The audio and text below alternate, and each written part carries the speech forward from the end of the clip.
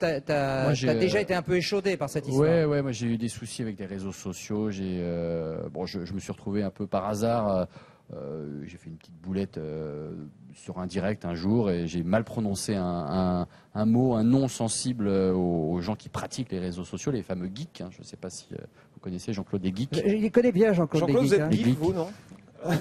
Moi, je suis totalement hermétique à toutes ces âneries.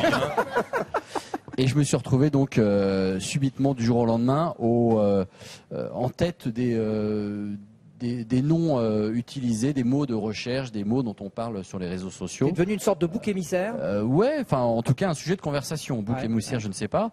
Et moi, pour moi, j'étais un peu comme Jean-Claude. Internet, j'y vais quand j'ai besoin d'une information, tu vois. Et je me suis retrouvé en fait très critiqué même. Insulté.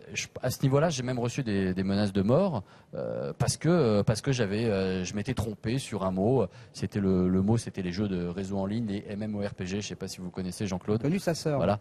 Et moi j'avais parlé si je leur dis, ça va foutre un bordel encore. Je suis désolé. J'avais parlé de Meuporg. Bon, voilà. Et ça se fait pas. Pardonner une erreur avouée, donc pardonner, pas du tout. Et je me suis retrouvé sur Facebook, j'avais des sites entiers avec 35 000 personnes qui suivaient, qui étaient abonnés. Ils se rendent compte de ça, ceux qui font ça. C'était terrible. Ça s'est parti, mais comme une traînée de poudre en 48 heures. Et t'as eu du mal à t'en débarrasser. Et ce sont les gens de France Télévisions, des professionnels, qui m'ont aidé à rétablir un petit peu la situation que je ne contrôlais absolument pas.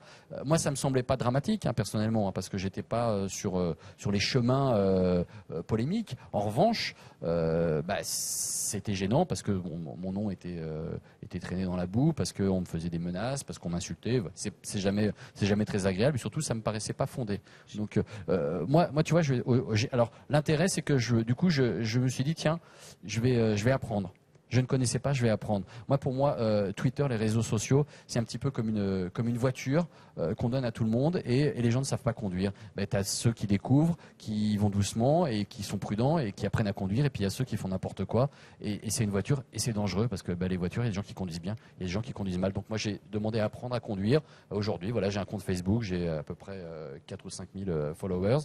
J'ai un compte Twitter, j'ai un peu moins et je fais attention, je suis prudent et surtout j'ai voulu savoir comment ça marchait. Donc maintenant, Jérôme, toi t'en as combien?